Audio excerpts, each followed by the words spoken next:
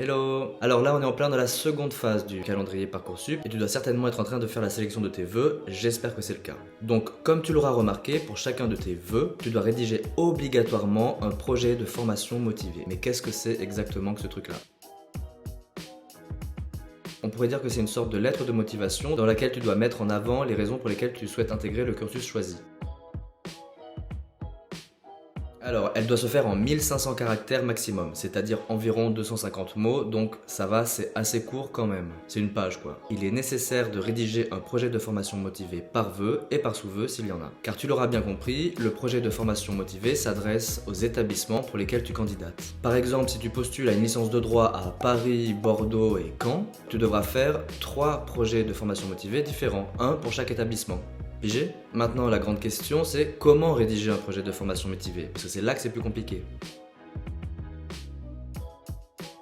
Alors avant tout, on te conseille de te renseigner à fond sur les formations que tu vises, c'est hyper important. C'est-à-dire, aller aux journées portes ouvertes, rencontrer des étudiants et des professeurs, parler de ton projet à ton professeur principal, lire le site internet de l'établissement. Voilà, donc il y a ces 4 choses que tu peux faire, c'est pas très compliqué, fais-les. Et si je te propose de faire ça, c'est parce que le but, c'est de connaître toutes les spécificités de l'établissement que tu choisis et de les replacer dans le projet de formation motivée. Comme ça montre que tu es allé chercher, que tu sais dans quoi tu te lances, voilà, tu es informé quoi. Bon, j'espère que jusque là c'est clair. Maintenant on va te proposer notre modèle de projet de formation motivé. Libre à toi de l'utiliser ou non.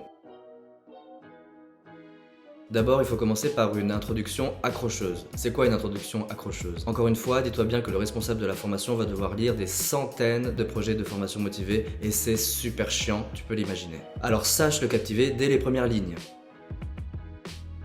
Évidemment, c'est facile à dire, mais c'est la partie la plus difficile à faire. Mais t'inquiète pas, on est là pour te donner des petites astuces. Ton introduction doit attirer la curiosité et aller droit au but. Par exemple, tu peux commencer par parler rapidement de ton parcours en expliquant d'où te vient l'envie de suivre ce cursus. Il peut s'agir d'une vocation, d'un loisir, d'une rencontre avec un professionnel, ce que tu veux. Ensuite, il y a la partie personnelle. Qui es-tu? Là, tu dois mettre ta formation actuelle, les options que tu as choisies, ton parcours, tes précédentes expériences. Ça peut être des petits boulots que tu as fait, des séjours linguistiques, des passions, du sport, voilà, ce que tu veux. Et quelles sont les qualités qui s'en dégagent? Ça peut être le relationnel, l'autonomie, la créativité, le travail en équipe, la rigueur, voilà, et j'en passe. L'objectif est de lier ces points de ta personnalité avec le cycle visé et les qualités qui y sont nécessaires pour réussir dans cette voie. Et enfin, la troisième partie, l'explication. Donc, pourquoi tu as choisi cette formation. Ici, tu dois faire le lien entre ton parcours, tes qualités, tes envies et tes choix de cursus, en citant les aspects de l'établissement qui te séduisent et qui t'ont attiré. Pour t'aider, tu peux faire quelques recherches sur le site internet de l'école ou lire sa plaquette de présentation.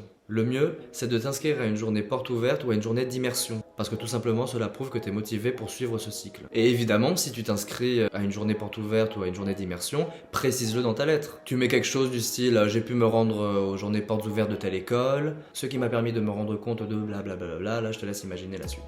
Voilà, donc j'espère que ces petits points t'auront aidé. Bien sûr, n'hésite pas à t'abonner à notre chaîne. Si tu as des questions sur la rédaction des projets de formation motivée, n'hésite pas à nous en parler en commentaire. Si tu as toujours des problèmes pour choisir ta voie, viens sur Génération Zébré, regarde sur notre chaîne YouTube des vidéos métiers où des professionnels sont là pour te partager leur expérience du métier. On a un compte Instagram sur lequel tu peux venir nous poser des questions, regarder nos vidéos. Il ne me reste plus qu'à te souhaiter bon courage pour ces projets de formation motivée et à bientôt dans une nouvelle vidéo. Allez, ciao, bisous.